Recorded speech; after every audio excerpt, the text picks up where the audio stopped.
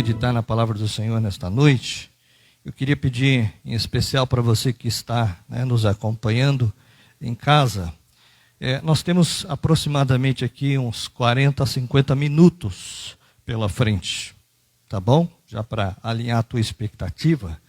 Mas é só isso que você tem, amém? Que oferecer para Deus neste culto. Se você puder, em especial você que está em casa, que você puder reservar esse tempo e dar a sua atenção, o teu coração para isso, e se desvencilhar de todo empecilho, tudo aquilo que nos desvia a atenção, porque a gente sabe que estar em casa acompanhando não é a mesma coisa, e às vezes a gente perde a oportunidade. Mas não esqueça que esse não é o momento que você está assistindo o programa, esse é o momento que você está ofertando o teu tempo, a tua oferta de adoração, de culto ao Senhor, amém? Então que você também coloque o teu coração e esteja orando junto conosco, todos nós que estamos aqui, orando em concordância, que o Espírito Santo de Deus continue a falar e a ministrar nos nossos corações, amém? Feche seus olhos, vamos orar.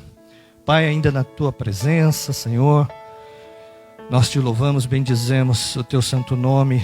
Obrigado, clamamos, Senhor, pela tua misericórdia sobre as nossas vidas, Pai. Obrigado. Tu és tremendo, tu és tremendo, tu és tremendo, tu és tremendo, Pai. Continua a ministrar.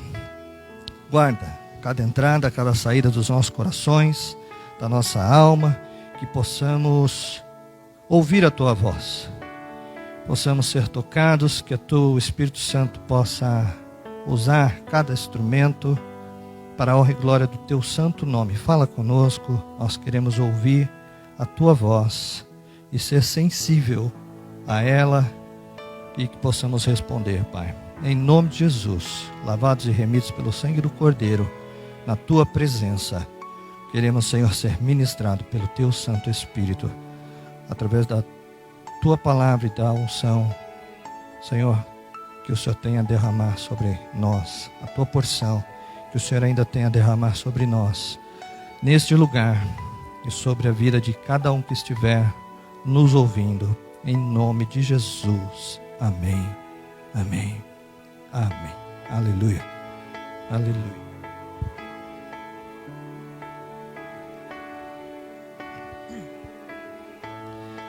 Amém, queridos?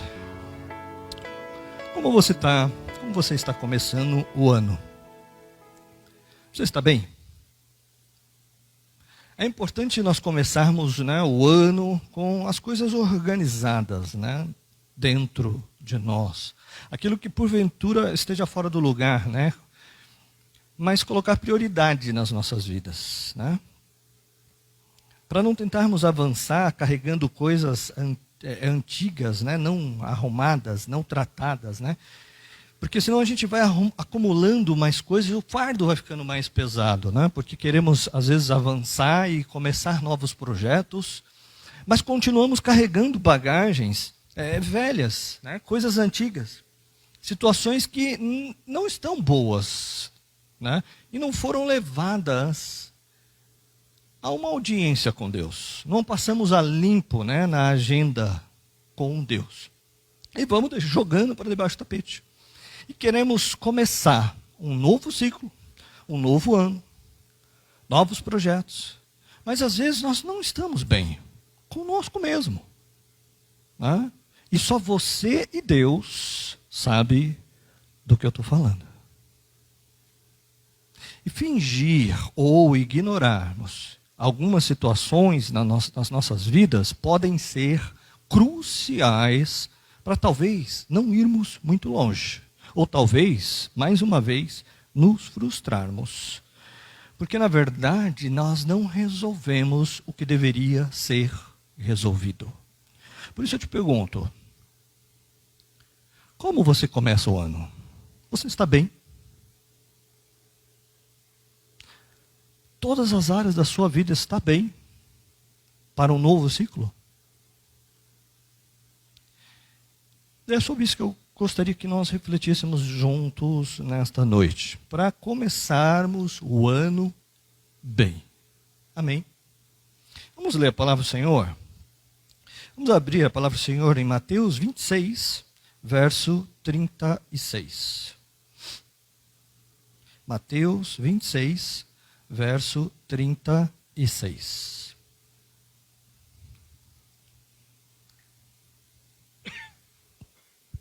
Amém? Mateus 26, 36.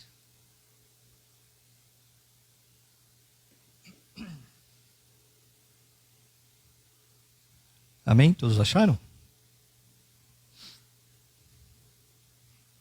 Diz assim: então foi Jesus com eles a um lugar chamado Getsemane e disse aos discípulos: sentai-vos aqui enquanto eu vou ali orar.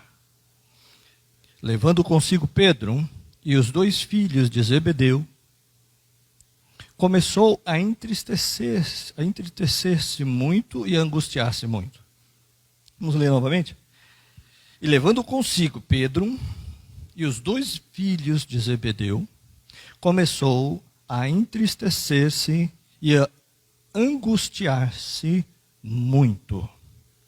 Então lhes disse, veja bem, então lhes disse: a minha alma está cheia de tristeza até a morte. Ficai aqui e vigiai comigo. E indo um pouco mais adiante, prostrou-se sobre o seu rosto, e orando e dizendo: meu Pai, se é possível, passa de mim este cálice.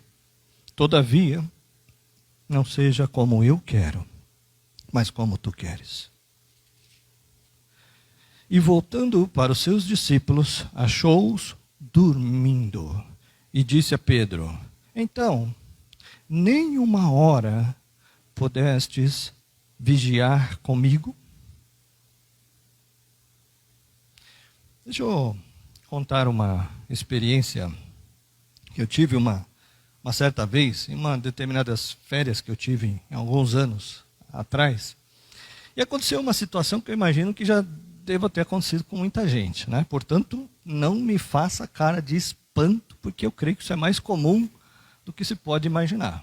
Tá? Muito bem. Eu estava viajando alguns anos atrás e nessa viagem de férias eu resolvi esquiar, né? Estava fora e eu queria ter essa experiência. E fui lá, enfim, né? Coloquei todas aquelas roupas, aqueles aparatos, e eu estava ali, né, aprendendo a esquiar, mas eu já estava no topo da montanha, uma montanha de neve. E naquele momento, no pior momento que você possa imaginar, que é sempre, né, acontece essas coisas no pior momento, eu comecei a passar um pouco mal, comecei a sentir a barriga aqui, não estava muito legal, eu comecei a ver que a coisa não ia dar muito certo. E eu precisava chegar até um toalete, até um banheiro. Queridos, em cima de uma montanha não tem toalete, não tem banheiro. Eu falei, bom, eu acho bom eu começar a descer esse negócio aqui, porque não vai dar muito certo. E eu me apressei. Comecei a descer de mau jeito, porque eu não sabia andar naquele negócio, né? Comecei a descer que nem um pato, com aquele negócio no pé, não conseguia andar. E no meio do caminho, porque no meio da montanha tinha a estação de esqui, né? E era uma estação grande, um espaço grande, mas ela estava no meio da montanha. Eu tinha que chegar até ele. Só que a hora que eu estava descendo, eu encontrei o instrutor que estava com a gente, né? Que estava comigo. Estava me instruindo a andar aquele negócio. E ele me parou, porque ele viu eu andando, descendo. E eu estava descendo de qualquer jeito, porque eu queria chegar rápido, né? E ele me viu andando daquele jeito, ele me parou e começou a falar, começou a dar as instruções, começou a gesticular e vira para cá, e começou a fazer os movimentos, e eu não conseguia falar, e o negócio piorando, E ali no meio da montanha, e meus queridos, eu tinha que preservar aquela roupa que eu estava, de todo jeito, porque numa montanha, sem a roupa adequada, você vai passar um perrengue. Se bobear, você morre de frio. Se você, na verdade, você fica só com os olhos de fora, o resto está tudo encapuçado. Né? E até que chegou uma hora daquela conversa dele que eu não dava mais, eu precisava interromper ele. E aí eu expliquei para ele, falei, olha, desculpa, mas eu preciso chegar no banheiro. E aí ele entendeu a situação, falou, vai logo. Eu saí, desci. E aí a hora que eu cheguei lá dentro, fiquei procurando e, enfim, até que graças a Deus achei o banheiro. É aquela hora que você quer trocar o seu reino por um banheiro. Muitos de nós já passamos por uma situação parecida, né? Por que eu falei disso? Por que eu falei dessa situação? Contei essa situação? Para trazer um entendimento. Veja bem, eu estava aflito enquanto eu falava com o instrutor. Eu estava ali aflito. Enquanto eu fingia para ele que estava tudo bem, a minha situação ia piorando. A minha aflição piorava. Mas a partir do momento que eu fui franco com ele, que eu fui honesto com ele, com o que estava se passando comigo, a coisa mudou. Veja, eu conversava com ele, né, interagia com ele, mas ele não sabia o que estava acontecendo, o que estava se passando comigo. E às vezes, nós podemos estar passando mal e fingir que está tudo bem. E o que acontece, principalmente para nós, né, que somos evangélicos, somos cristãos, e eu falo de mim mesmo, por um bom período durante a minha conversão, né, por conta de imaturidade espiritual, por conta de imaturidade na fé, durante um bom tempo eu tinha a ideia de que ter fé significava negar as nossas fraquezas, falhas e defeitos. E por conta de um ensinamento errado, que por muitos anos a gente se ouvia pregar, né, que nós somos o povo da vitória, nós somos o povo da conquista, nós somos o povo abençoado, o povo que tem que ter fé, o povo que vence todas as guerras, todas as batalhas.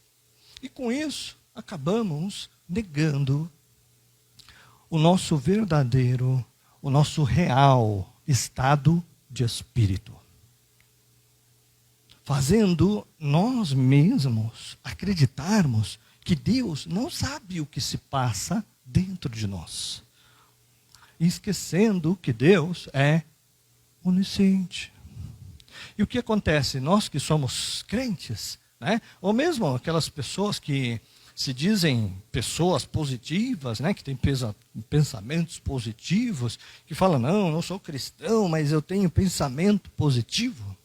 Aquelas pessoas que se acham fortes, né, tendem a pensar que assumir que nós não estamos bem é um sinal de fraqueza. Ou negação da fé. Como disse, principalmente, né, no meio religioso, nas igrejas que pregam fé, que pregam milagres, que há uma forte tendência das pessoas criarem, né, aqueles chamados clichês religiosos. E o que acontece? Se nós não vigiarmos por conta desses clichês, por conta dessas expressões que são legítimas, que são boas, não são negativas, mas por conta dessas expressões, se nós não vigiarmos, nós vamos começar a conceber a ideia de que estamos proibidos de assumir que nem tudo está bem. Estamos proibidos de assumir que as coisas não estão correndo muito bem. Né? Pai Senhor, irmão, como é que está? Só na bênção, irmão. De glória em glória, de vitória em vitória. E aí, irmão, você está bem? Paz. Tudo bem, irmão. Com Cristo no barco, tudo vai muito bem. E assim vai. Como se com Cristo no barco, o barco também não passasse por tempestades, como todos os outros barcos. Como se Deus não tivesse dito que nós deveríamos nos preparar para os dias maus. Nas últimas décadas, né, a geração de cristãos foram bombardeadas por uma visão de prosperidade, por um evangelho de prosperidade, de conquistas, de avanço, de vitória a qualquer custo, influenciada por uma visão capitalista, por valores humanos, distorcendo grande parte da essência do evangelho, do caminhar com Cristo, ao ponto que virou até pecado assumirmos nossas fraquezas, nossas limitações, nossas deficiências, até mesmo perante Deus, como se isso fosse negar ou enfraquecer a nossa fé. Né? E meio que de forma inconsciente, né? É meio que proibido nós admitirmos que nem tudo está bem. E às vezes o indivíduo entra para a igreja, está passando por graves problemas, as coisas não estão bem, e ele está aflito, e está fingindo que está tudo bem. Como é que está, irmão? Irmão, cada vez melhor. Como é que está a família? Está tudo maravilhoso, está tudo perfeito, irmão. E nós pensamos que isso é uma expressão de fé. Né? O ponto é que muita gente se pega no ensinamento dado sobre aquela passagem de Romanos, capítulo 4, versículo 17, que diz que Deus chama as coisas que não são como se já fossem. E aí, por conta disso, tentamos esconder de Deus o nosso real estado de espírito, de comunhão e de fé.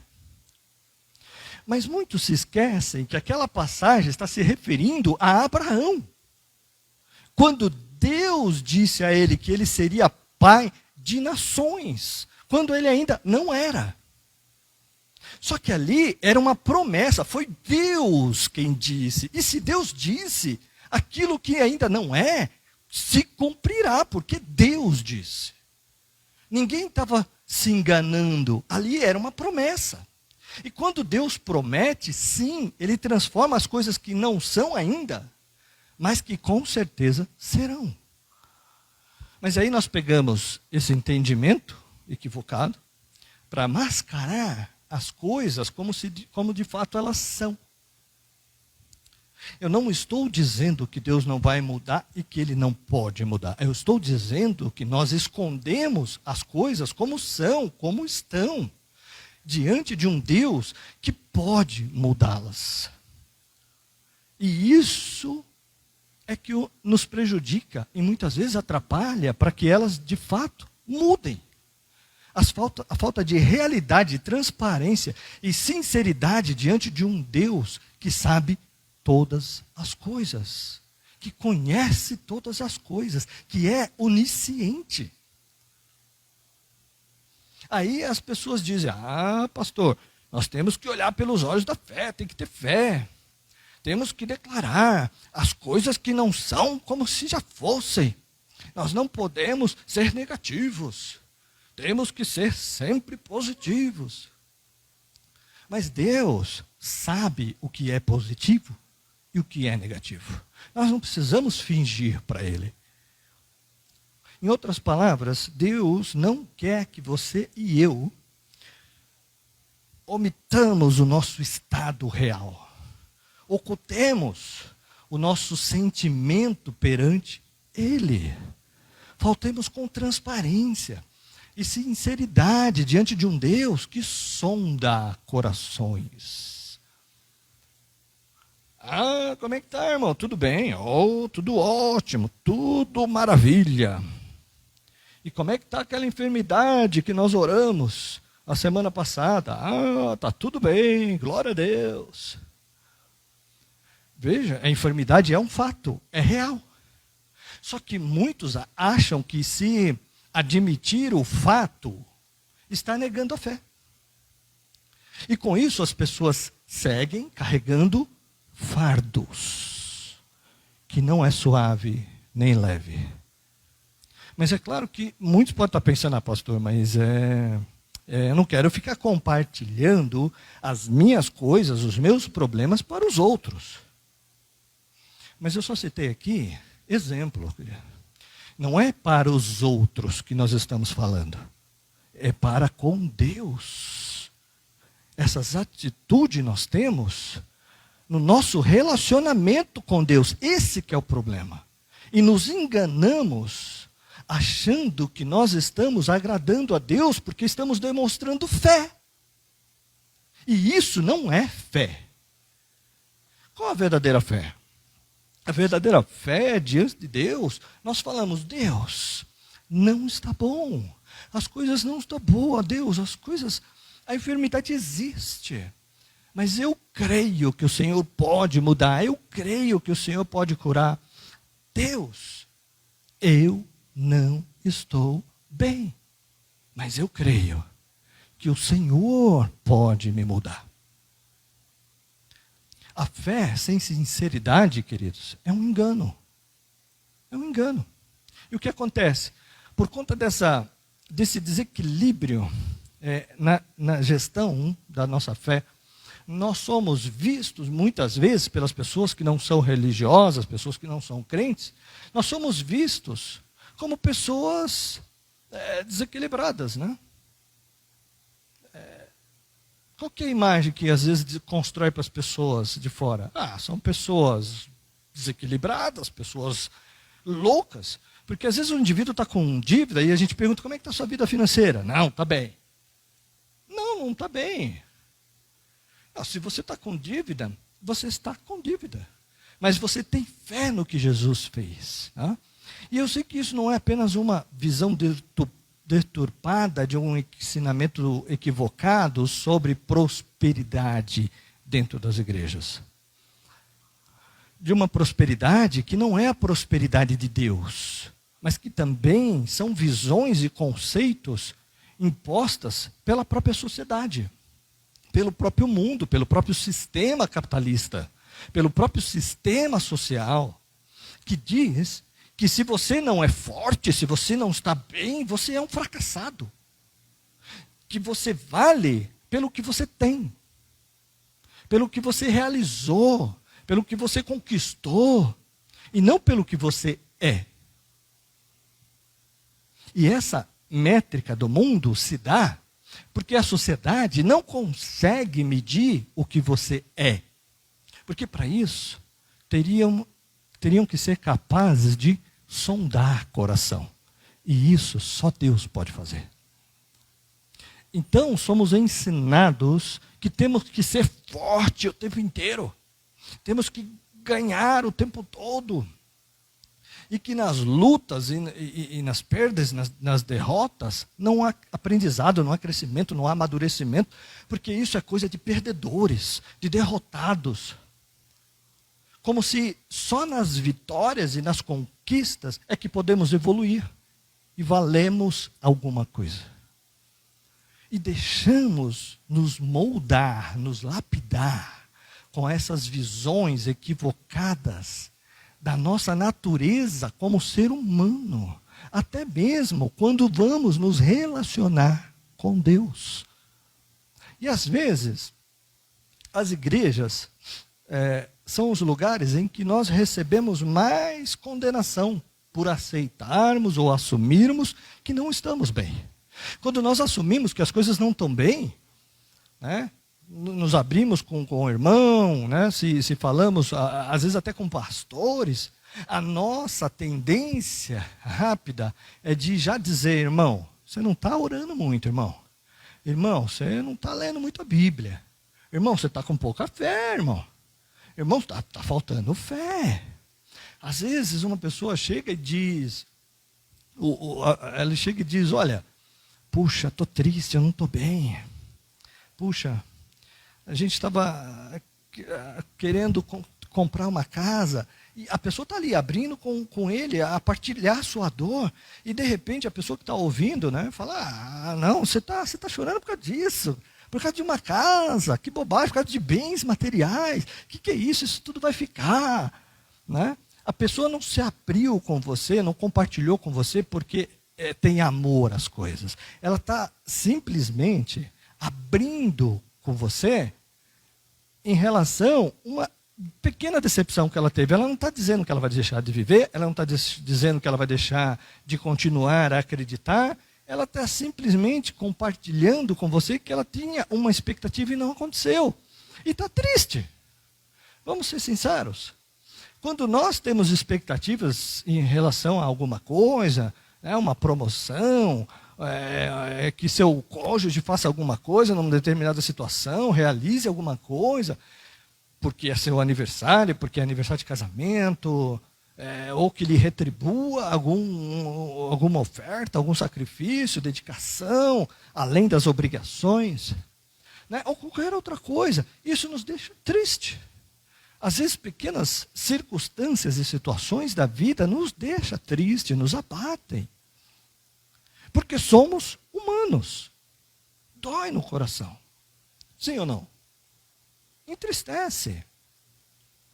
Você não quer compartilhar com alguém que diga para você, é bobagem isso aí, besteira, coisa pequena, coisa de gente fraca. Porque você tem que ser forte o tempo todo o tempo. Isso aí é bobagem. Nós temos muito mais que isso, né? Nós vamos ter isso no céu. Não se preocupe com isso, tudo isso é terreno, vai ficar. Eu acho que, às vezes, esse posicionamento acaba demonstrando uma certa insensibilidade, entende? Você já passou por isso? Você está se abrindo em relação a um problema, seja no trabalho, em relação a um projeto, a uma situação, você está se abrindo com alguém, com um irmão, aí ele fala, não se preocupa, isso aí é tudo bem material, isso vai ficar. Não, nós ficamos tristes. Constantemente as pessoas nos procuram, né, para aconselhamento. E há dias atrás, um tempo atrás, uma pessoa nos procurou porque estava muito triste, né? Nós fomos conversar, eu, minha esposa, e a pessoa começou ali a contar a sua história, o motivo da sua tristeza. Aquela pessoa estava triste, abatida e aprisionada, mas não por uma semana, não por um mês, não por um ano, não por 2 anos. Há muito tempo, triste. Mas ela não podia dizer para alguém, eu não estou bem. E só o fato dela conseguir colocar diante de Deus, de forma transparente, sincera, e colocar todos os seus motivos e as suas razões, e dizer para Deus, eu não estou bem. Aquela pessoa saiu liberta.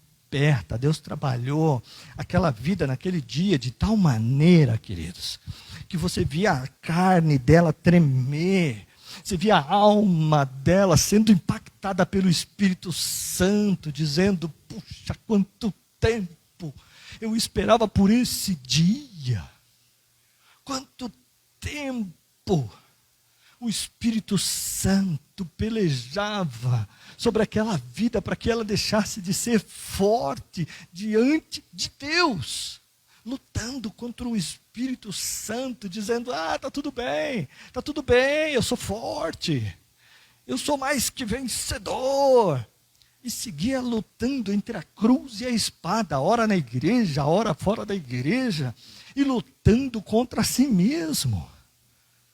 E tudo que Deus esperava era que ela se despisse da sua falsa armadura e parasse de relutar contra a voz do Espírito e se jogasse no colo do Pai e receber um abraço de Deus que curou e libertou aquela pessoa de anos de tristeza, de amargura, e que depois de falar para Deus que ela não estava bem, conseguiu voltar para o seu ministério, para o seu chamado, e agora sim, forte em Deus. Às vezes, aos nossos olhos, o problema dos outros parece ser tão pequeno, do tamanho de um cisquinho. Mas põe esse cisquinho no teu olho, para ver o quanto ele vai te incomodar. Você não vai conseguir nem dormir. Para o mundo, ou para o evangelho de prosperidade, de vitórias, é só um cisquinho. Mas para Deus, Ele sabe que é o seu problema. E o seu problema é problema de Deus. Porque Ele sonda corações.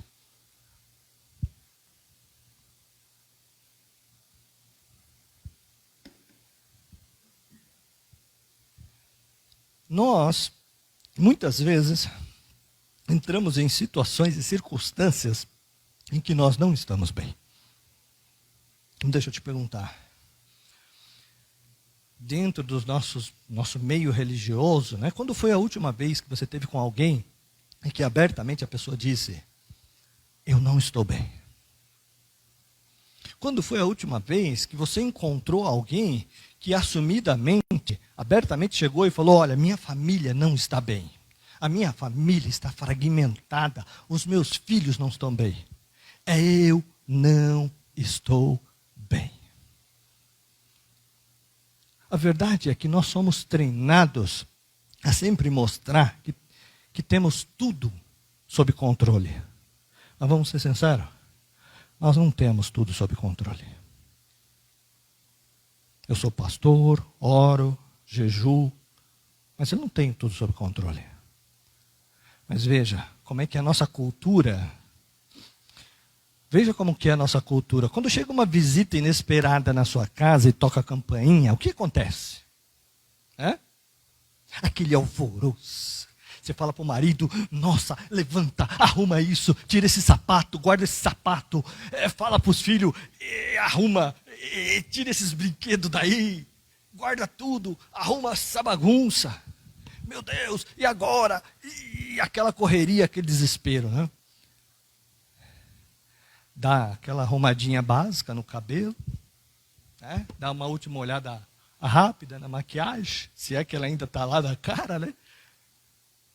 Tudo isso, minutos antes de abrir a porta e dizer que está tudo bem, está tudo sob controle. Parece a vida de alguns, quando entram da porta da igreja para dentro, diante de Deus, e dizendo a tudo e a todos, está tudo bem, está tudo sob controle. Por quê? Nós somos treinados a nunca mostrar às pessoas quando as coisas não estão bem. Somos treinados a estar sempre com um sorriso. Somos treinados a mostrar que nós temos tudo sob controle. Somos treinados a mostrar que somos fortes, né? A dizer que nada fugiu do nosso controle.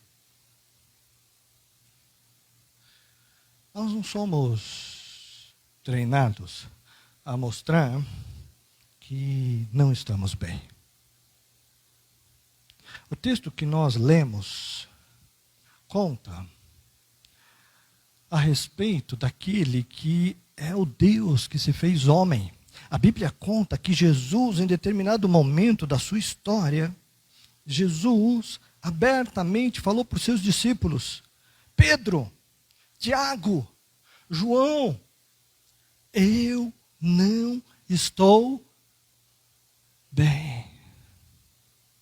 Eu não estou bem. A Bíblia fala que ele falou, nós lemos aqui o texto, né? Ele disse, eu não estou bem, a minha alma está triste até a morte. Ele chamou os apóstolos e disse, olha, eu não estou bem. Ele disse, ei Pedro, eu não estou bem. Eu sou Jesus que multiplicou os pães, eu sou Jesus que andou por cima das águas, eu sou Jesus, Filho de Deus, eu sou Jesus perfeito, o maravilhoso, o conselheiro, o Pai da eternidade, príncipe da paz, eu sou o El Shaddai, eu sou aquele que era, aquele que é, aquele que há de vir. Mas eu não estou bem. Pedro, eu não estou bem. Porque ele se fez homem, assim como eu e você, por amor a nós, mas se fez homem. E ele disse: a minha alma está angustiada, eu não estou bem. Eu perdoei pecado, eu curei leprosos, eu acalmei a tempestade, libertei cativos, ressuscitei mortos. Mas Pedro, hoje, em particular, eu não estou bem, Pedro. Jesus disse: Pedro, não estou bem. E para finalizar essa meditação, a reflexão que a gente faz aqui nesse momento, para nós avançarmos os nossos dias e continuarmos escrevendo a nossa história, eu te pergunto: se Jesus, sendo o homem perfeito, o Filho de Deus, teve um dia que ele não estava bem, como é que nós estamos sempre bem? Se o próprio Senhor Jesus teve um dia que ele assumiu abertamente, declarou abertamente: eu não estou bem. Como é que é possível alguém dizer que está bem todos os dias, em todo o tempo? A Bíblia então estava errada ao dizer que haverão dias maus? Como é que é possível alguém dizer que não tem dias difíceis? Dias em que não está bem? A julgar pelos meus quase 40 anos de ministério, de caminhada com Cristo, eu acredito que poucos aqui, algum dia viram um pastor subir no púlpito e dizer: ei, igreja, orem por mim, eu não estou bem. Eu preciso de ajuda. Orem por mim, eu não estou bem. Eu não estou bem. Orem por mim.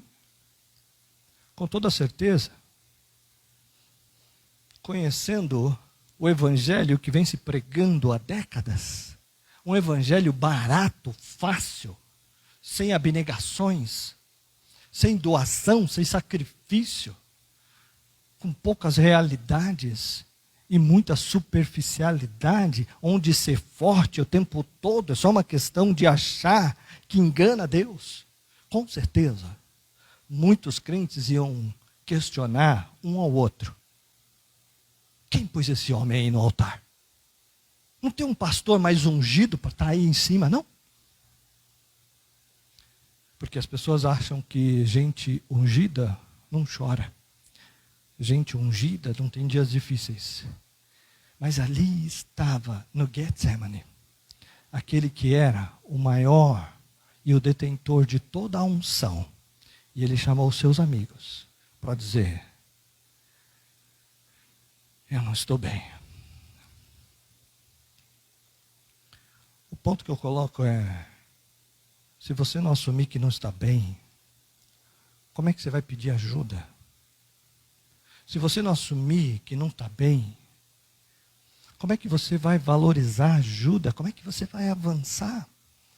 E eu quero finalizar te apresentando 3 princípios que você deve colocar em prática na tua vida quando você não está bem. E esses 3 princípios foram retirados da vida de Jesus Cristo. O nosso maior exemplo. Não são conceitos tirados de teologia, de filosofias, ou qualquer conceito humano. mas da vida daquele que é o maior líder e exemplo a ser seguido. Pastor, o que fazer quando eu não estou bem? O que eu devo fazer quando eu não estou bem?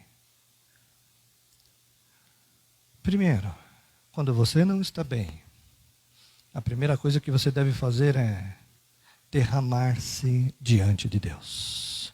Derramar-se diante de Deus. Veja, eu não disse orar, eu disse derramar-se diante de Deus. Veja, há muita gente que se questiona, questiona os pastores. Pastor, como é que eu devo orar? Como é que eu falar com Deus? Veja, deixa eu te falar, quando você está em dias que você não está bem, não se questione muito como você deve começar a oração. Não se questione como você deve, eu devo começar com agradecimento, depois eu vou, meu Pai, Senhor do Universo. Não, quando você está em dia que você não está bem, grite se necessário for, se derrame se necessário for, vá à presença de Deus e faça aquilo que a Bíblia chama de rasgar a sua alma, querido. Pastor, mas eu não sei orar e eu estou passando por um momento de aflição no meu casamento. O meu casamento não está bem, a minha vida pessoal não está bem. Eu estou perdendo o controle do barco da minha vida, eu estou perdendo o controle do barco da minha vida profissional, da minha empresa, eu estou perdendo o controle de mim mesmo. Como é que eu faço?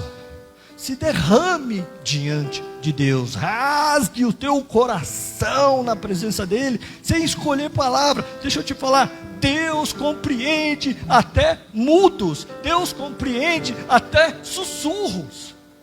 A Bíblia conta a história de uma mulher chamada Ana. A Bíblia diz que essa mulher estava passando por uma situação de aflição, depressão imensa, e a Bíblia diz que ela foi para o templo, rasgou a sua alma. E a Bíblia conta que o sacerdote, quando olhou para essa mulher, pensou que ela estava embriagada, porque ela não orava, ela só fazia sussurros. Sabe o que é isso? É se derramar diante de Deus. Há momentos em que a aflição é tanta que as palavras não saem mais da nossa boca. Há momentos em que a aflição é tanta que a gente não quer mais nem obedecer os protocolos, a gente só quer tirar aquela aflição que está no mais profundo da nossa alma. Se derrame diante de Deus, querido. Não tenha protocolos. Segunda coisa, quando você estiver passando por um momento que não estiver bem, hoje você está bem, Deus seja louvado por isso, mas haverá dias difíceis, haverá tempos de inverno. Se porventura você não estiver passando por eles hoje, haverá um dia do combate, haverá um dia da luta, haverá dias difíceis. Então é de extrema importância você gravar isso, querido.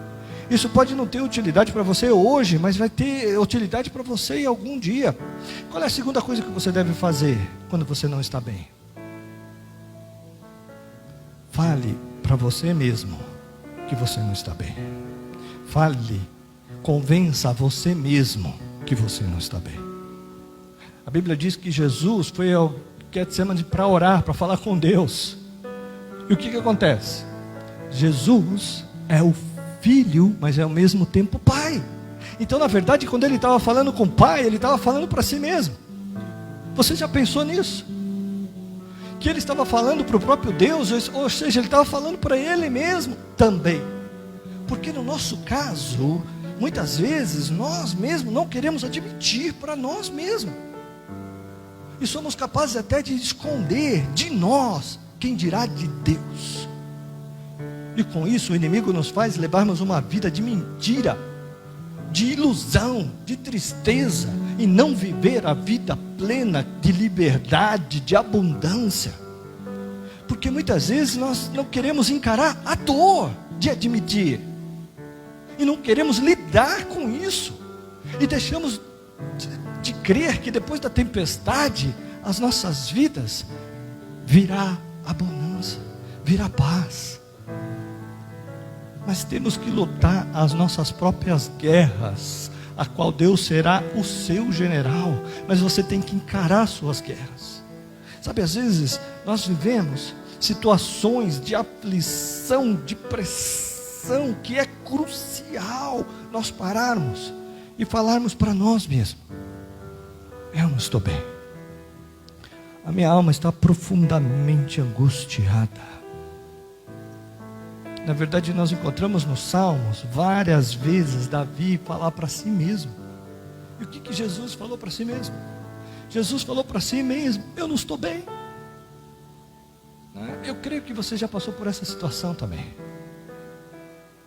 de tantas vezes você falar e fingir, você começa a acreditar na mentira que você mesmo está falando.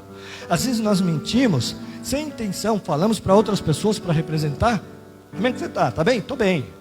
E você? Não, eu estou bem, cada vez melhor, extremamente abençoado. E daqui a pouco o que acontece? Você fala tanto para os outros que você está bem, que você começa a acreditar que você está bem, quando você não está bem. E é por isso que muitas vezes nós ligamos o noticiário e ficamos surpresos quando alguém anuncia que fulano de tal se suicidou. E você pensa: como? A pessoa tinha uma vida maravilhosa, uma família feliz, estava tudo bem, Porque você acha que o suicídio é responsável pelo maior número de mortes na humanidade? É a segunda maior causa de morte da humanidade. Covid-19 até agora matou 366 mil pessoas nos Estados Unidos, 151 na Índia, mais de 200 mil no Brasil. E o número segue em outros países.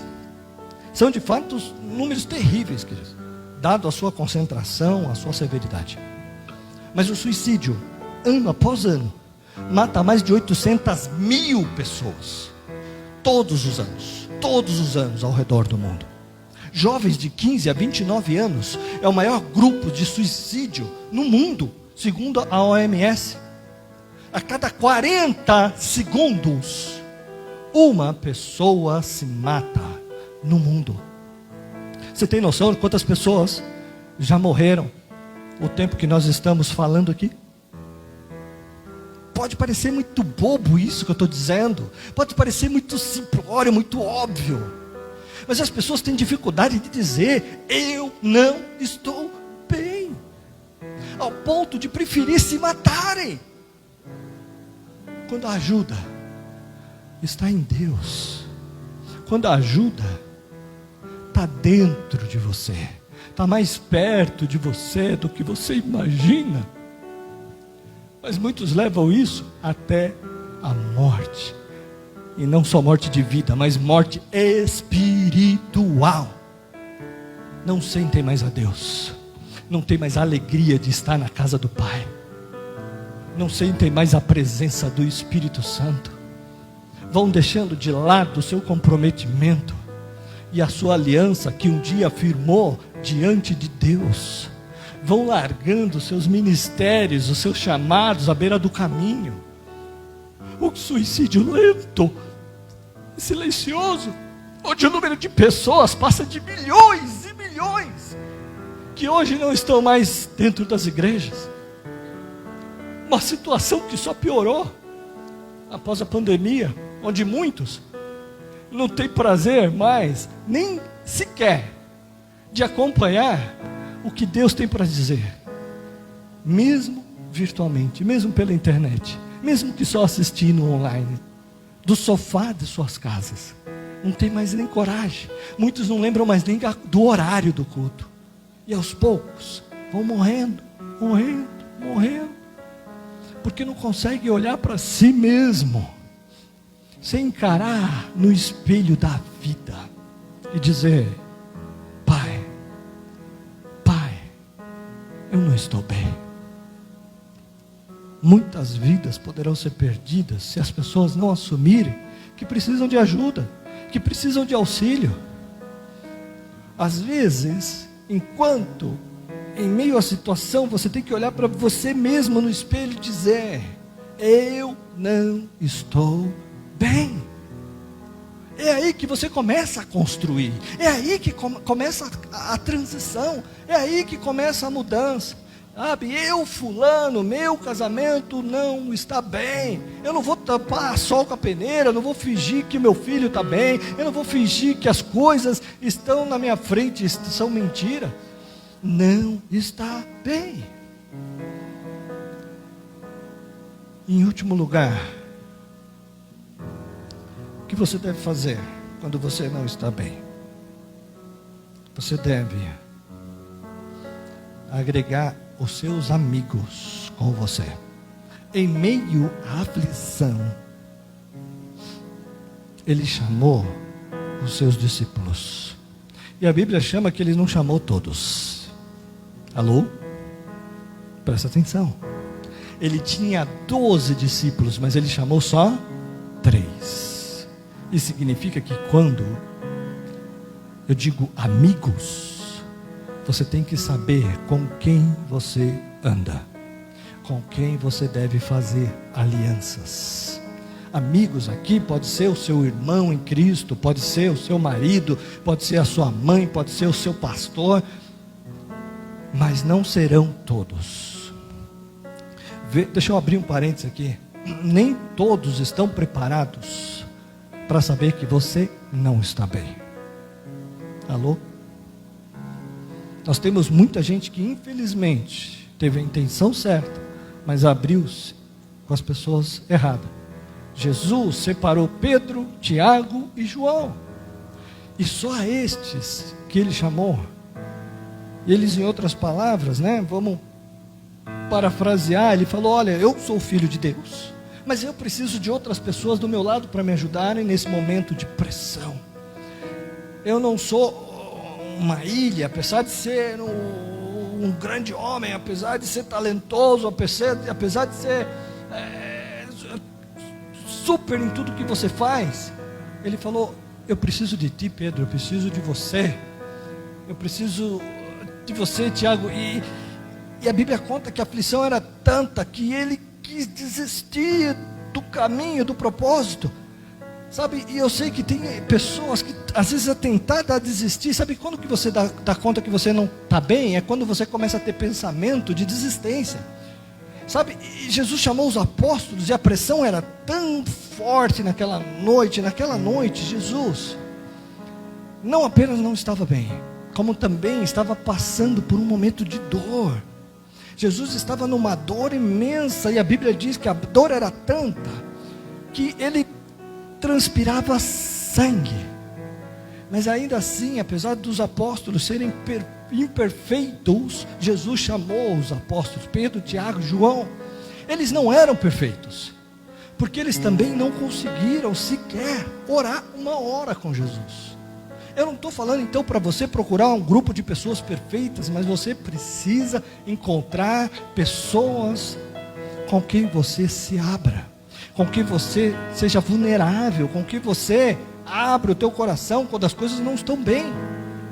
E é para isso que deveria existir as igrejas, para amarmos uns aos outros, para orarmos uns pelos outros, e não para apontar dedos e julgarmos, não apenas para virmos aqui pedir um carro, uma casa, um novo emprego. E eu posso imaginar Jesus chamando Pedro, Tiago, João, dizendo: olha, a minha alma está triste até a morte. A minha alma está triste até a morte. Eu estou aflito. Eu não estou bem.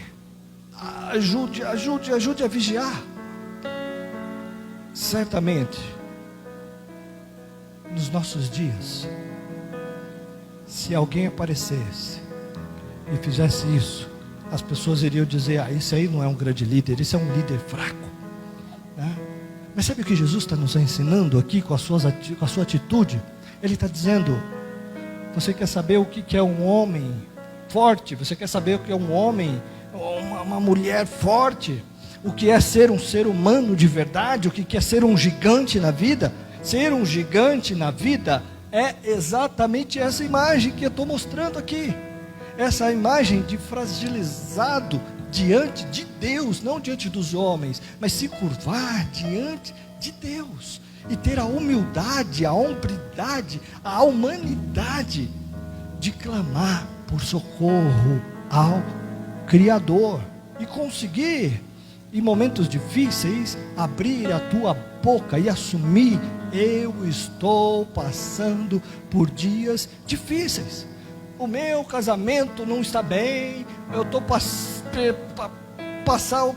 perder o controle do vício, daqui a pouco eu vou perder a minha vida, daqui a pouco eu vou destruir a minha carreira, eu não estou bem, entende? E falar: me ajudem, me apoiem, eu preciso do teu apoio, eu vou me perder, eu vou destruir o meu casamento, eu vou estragar tudo, eu vou estragar a minha vida, por favor me ajudem. É para isso que existe o corpo de Cristo. Por isso que Jesus é o nosso exemplo, é por isso que Ele é o nosso maior herói. Ele passou por pressão, ele passou por dor, por traição, ele teve vontade de desistir, ele não estava bem, mas nem por isso ele desistiu. Ele mudou o mundo, nem por isso ele desistiu. Apesar de tudo isso, entende? Então, querido, nem tudo está bem, mas você não vai desistir. Nem tudo está bem, mas você não vai desistir. Como Jesus cumpriu o seu propósito, como Jesus chegou até o final, você vai chegar até o final no projeto que Deus deu no teu coração, querido. Você vai chegar até o final no projeto que Deus deu para a tua família. Talvez você esteja pensando: pastor, mas você não tem noção o que passa comigo, tudo que eu já passei, talvez tudo que eu já passei era para estar maluco, querido. Mas deixa eu te falar uma coisa. Você que me escutou até aqui, você que está aqui hoje, você que chegou até aqui e ainda está ouvindo a voz de Deus agora aí no teu coração, eu creio que Deus está orgulhoso de você. Deus tem orgulho de você. Deus está orgulhoso de ser o teu Pai, porque apesar de nem tudo estar bem, apesar das coisas não estarem bem, apesar de você ter vontade de desistir, aqui está você, querido, aqui está você ouvindo a voz de Deus, a louvar a Deus, apesar das coisas não estarem perfeitas, você está aí, você está aí. Deus está orgulhoso de você. Deus está orgulhoso de você. Ele não está olhando para você como quem diz: ele é fraco, olha só, como ela é fraca, passa por esse problema, ela falta fé. Não, Deus está olhando para você e está dizendo: olha, ele não está bem, a minha filha não está bem, mas ele está perseverando, o meu filho não está bem, mas ele continua me adorando, levantando as mãos, dando glória a Deus. Eu quero dizer, querido, que tudo que nós falamos aqui foi o que Paulo aprendeu com o Senhor na sua caminhada com Cristo. E o próprio Deus disse para Paulo lá em 2 Coríntios capítulo 12, versículo 9: a minha graça te basta, porque o meu poder se aperfeiçoa na fraqueza. Paulo, que antes era forte, poderoso, perseguia os cristãos, aqui agora no versículo 10, ele diz que sente prazer na fraqueza, porque quando estou fraco, então sou forte. Porque ele aprendeu que para ser forte, tem que reconhecer que ele é fraco. Não porque ele se tornou fraco, mas sim, porque ele já era fraco e escondia isso dele mesmo. Vivia uma vida de mentira. Ele já tinha os seus medos, as suas fragilidades, e não conseguia se fortalecer porque não reconhecia isso. Enquanto você for forte, enquanto você quiser ser valente, isso só demonstra que você é fraco para reconhecer as suas fraquezas.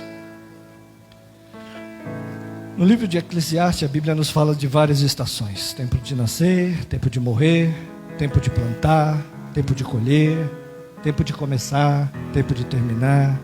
A Bíblia fala de várias estações. Na verdade são 28 estações, Mas você sabe, em todas as estações que você lê nesse capítulo 3 de Eclesiastes, você nunca vai encontrar a estação chamada tempo de desistir. Não existe tempo para desistir. Não desista dos seus projetos, não desista dos seus sonhos, não desista da vida que você deseja no teu coração, não desista dos projetos que Deus colocou no teu coração. Amém, queridos? Como nós falamos aqui no 2 Coríntios, o Senhor nos ensinou que o meu poder se aperfeiçoa na fraqueza. A minha graça te basta, pois o meu poder se aperfeiçoa na fraqueza. Pois quando sou fraco, é que sou forte. Amém?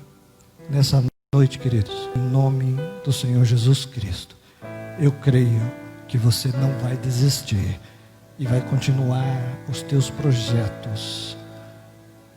E se necessário for, diga para Deus: eu não estou bem, mas eu não vou desistir. Amém, amém, amém. Você é forte para dizer para Deus: Senhor, tem áreas na minha vida que eu não estou bem. Eu não estou bem. Nós viemos até aqui, mas muitos chegaram aqui se arrastando, escondendo e fingindo. Eu não estou falando para você não esconder do mundo. Nós estamos falando diante de Deus. Chegamos até aqui se arrastando, como uma armadura falsa. Que hoje você possa rasgar a tua alma diante de Deus. Que ao chegar na sua intimidade com Deus, você possa dizer: Senhor, eu não estou bem. Eu não estou bem. Eu não estou bem. Que você possa colocar isso diante do Senhor, para que você possa avançar. Porque senão será mais um ano, querido, onde você vai colocar mais bagagens na sua mala, e mais um ano de fardo, enfado, canseira, de peso, uma alegria falsa, projetos que não se concluem, as coisas que começam e não terminam, porque nós ficamos desorientados quando não estamos bem, ficamos desorientados. Começamos coisas, não terminamos, não sabemos para onde vamos. Tudo que começamos não temos alegria. O que realizamos não valorizamos, não tem propósito. Porque não paramos diante do Senhor para ouvir a sua direção, para ser curado, para ser tratado. Feridas que no meio das batalhas nós vamos colecionando. E muitas vezes nós continuamos caminhando, sangrando. Que hoje você possa ouvir a voz do Senhor, para que você possa começar um ano, não carregando bagagens velhas, mas que a gente possa começar o ano dizendo: Senhor, renova, renova, faz um novo tempo em nós. Sejamos sinceros, queridos. Do contrário, nós viremos aqui por mais finais de semanas,